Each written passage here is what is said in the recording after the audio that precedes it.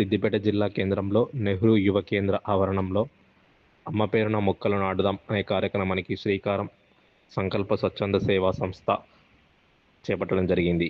ఈ కార్యక్రమానికి ముఖ్య అతిథిగా సంకల్ప స్వచ్ఛంద సేవా సంస్థ వ్యవస్థాపక అధ్యక్షులు, యువజన అవార్డు గ్రహీత వలస సుభాష్ చంద్రబోస్ మరియు జిల్లా సహాయక యువజన అధికారి జి కిరణ్ కుమార్ గారి చేతుల మీదుగా మొక్కలు నాటారు. ఈ సందర్భంగా వారు మాట్లాడుతూ ప్రకృతిని ప్రేమిద్దాం, పర్యావరణ పరిరక్షణకు గ్రామీణ పట్టణ యువజన సంఘాలు మొక్కలు నాటాలని వారు పిలుపునిచ్చారు. అమ్మ పేరున మొక్కలు నాటుదాం, పర్యావరణం రక్షిద్దామని వారు అన్నారు.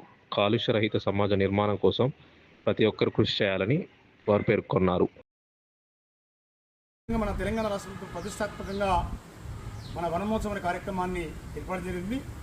గ్రామాల్లో ఉన్న యువతంతా కూడా గ్రామీణ ఉపాధి హామీ ద్వారా ప్రత్యేకంగా మొక్కలు నాటడం జరుగుతుంది. ప్రత్యేకంగా అందరూ కూడా యువత అంతా కూడా భాగస్వామ్యం కావాలి.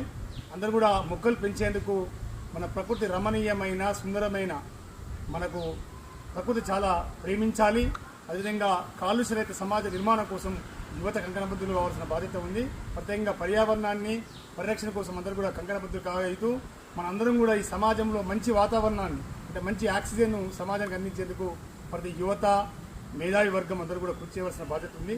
మన ఇంట్లో చెట్లు పెడితే పళ్ళ చెట్లు కానీ తర్వాత అదేవిధంగా పూల మొక్కలు కానీ అవన్నీ సంరక్షించుకోవాల్సిన బాధ్యత మనపైన ఉంది. అంటే మనం ఈరోజు మనం మొక్క పిలిస్తే రేపు సమాజంలో ఆ వాతావరణం ఒక పరిసర ప్రాంతంలో ఆక్సిజన్ అనేది చాలా ముఖ్యం కాబట్టి